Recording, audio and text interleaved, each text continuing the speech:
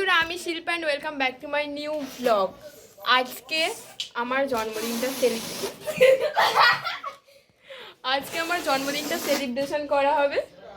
ছিল তখন আমার পরীক্ষা চলছিল, যখন আমার জন্মদিন ছিল। এখানে আমার টেডি বিয়ারটা বসে আছে, কিন্তু ওর এখন মনে একটু কষ্ট হয়েছে, একটু কান্নাকাটি করছে। আর ওই যে কি বলবো, আর এটা আমার বোন, জানো, সরি, কাজের মাসি। তাই হচ্ছে। আর ওই যে কাজের মাসির ফ্রেন্ড, আরো দুটো কাজের মাসি। না না, ওরা দুজন বন্ধু। ওর নাম সুচরিতা আর এর নাম ডিমের কুসুম। আর ওর এখন একটু মনটা খারাপ হয়ে গেছে, ওকে একটু আদর করে ভুলিয়ে দিই, তারপর আবার ব্লগটা কন্টিনিউ করবো। তারপরে আমাদেরকে পাঠিয়েছিল মাছ কিনতে, আমার জন্য একটা মাছ কিনতে পাঠিয়েছিল। আমি বোন সবাই মিলে মাছ কিনতেই গেছিলাম। মাছ কিনে আস্তে আস্তে ওখানে ভিডিও করছিলাম। একজন বলছে আমাদেরও ভিডিও করে নাও। ওই রাস্তা দিয়ে বেরোনোর পর একটা সুন্দর শিব মন্দির পড়ে, তো তোমরা দেখে নাও সেই মন্দিরটা।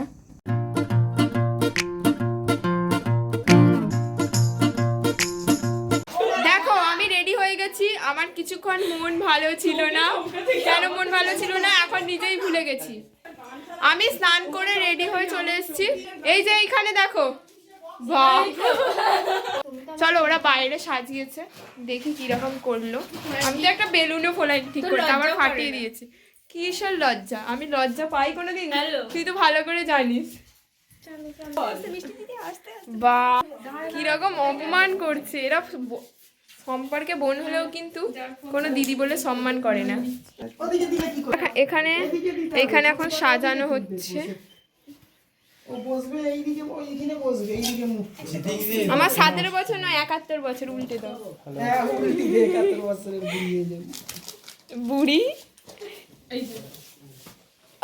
কোথায় কোথায় মারে।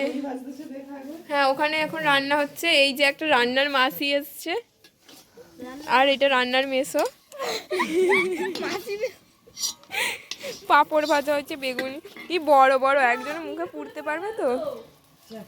আর এটা দিদাদের নতুন ছাদ। আর এইখানে সব কুচিগুলো বসে আছে। এই কুচিটা কি করছে? আর এই একটা কুচো। হ্যাঁ, কেকটা কাটবো, ওই যে বোন আসবে। হ্যাঁ, এ দেখো, এইদিকে খাবার ছিল মাংস, পায়েস, তারপরে এদিকে চাটনি, আর পায়েস তো আমার ফেভারিট। তারপরে ছিল ডাল, আলু ভাজা, এর ভেতর কি চাপা ছিল জানি না, আর ওটা তো ভাত, আরও অনেক কিছুই হয়েছে। এখনো কেকটা কাটা হয়নি বলে চেঁচানো হচ্ছে, কারণ বোনের একটা বন্ধু হচ্ছে। আমি বললাম সবাই আসুক, তারপরেই না হয় কাটবো, কারণ কেনই বাবু বাকি রয়ে যাবে, চলে আসবে।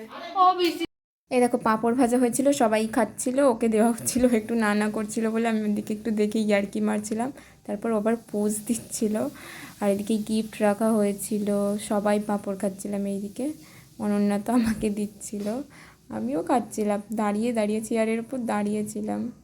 ও আমাকে একটু একটু করে দিচ্ছে আর আমি খাচ্ছি। আর এখানে তো সাজানো হয়েই গেছে, সব প্রদীপ জ্বালানো হয়ে গেছে, অনেকক্ষণ থেকে জ্বালিয়ে দিয়েছে, সবই সাজানো হয়ে গেছে। আর কেকে নাম লেখা ছিল বৃষ্টি, বৃষ্টি তো আমার ডাক নাম।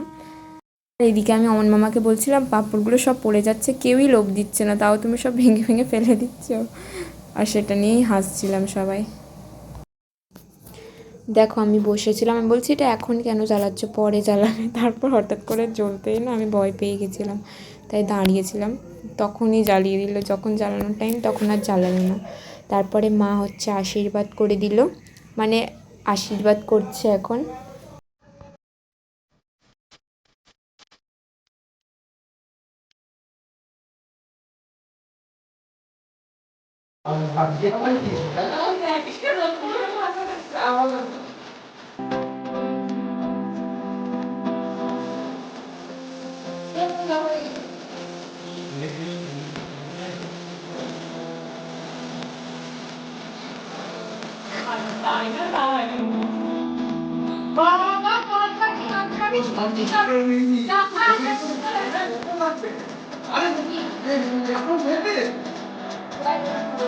আর দেখো, দাদা আশীর্বাদ করবে আমাকে, কি কি না দেবে। এগুলো সবই মজা করে হচ্ছিল, আর আমরা খুবই মজা নিচ্ছিলাম সত্যিই।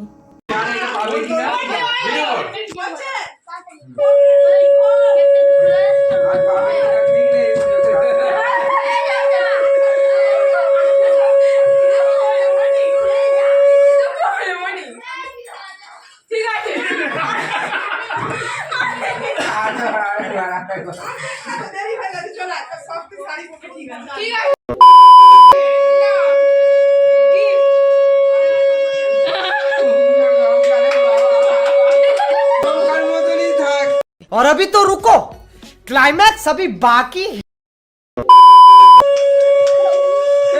লাউয়ের মতো মোটা এখন কোনো মেয়েরা হতে চায় না।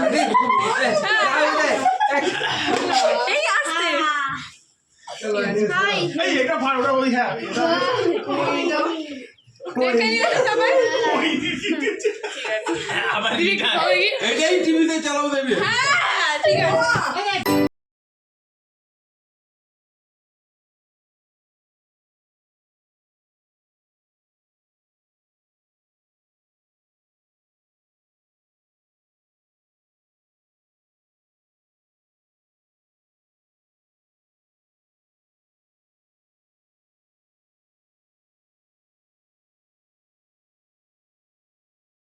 দিদা কোথায়? তারপরে দিদা এখন আসেনি বলে আমি একটু বসলাম, বসে কেকটা দিকে দেখে কি ভাবলাম জানি না, নিজেই মিষ্টি খাওয়া শুরু করে দিলাম। এটা আবার বোনের বন্ধু আমাকে ছবি তুলে পাঠিয়েছে যে দেখো তুমি কি করছিলে, কি অদ্ভুত। আমি ভাবছি সত্যি, এখন আমি ভাবছি যে আমি কি করছিলাম তখন, আমাকে খাওয়াইনি বলে আমি একাই খেয়ে নিচ্ছি।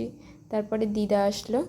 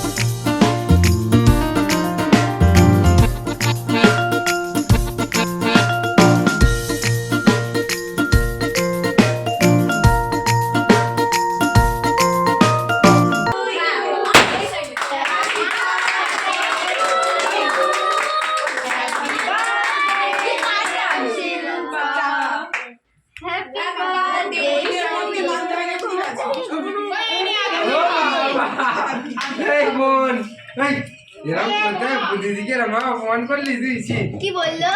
তোর কি শয়তানি বল, দিদির সাথে এত কিছু তো রাগারাগি। হ্যাঁ, দিদি তোকে মুখে কেক খাওয়াতে গেল, প্রথমবার তুই মুখ ঘুরিয়ে নিলি।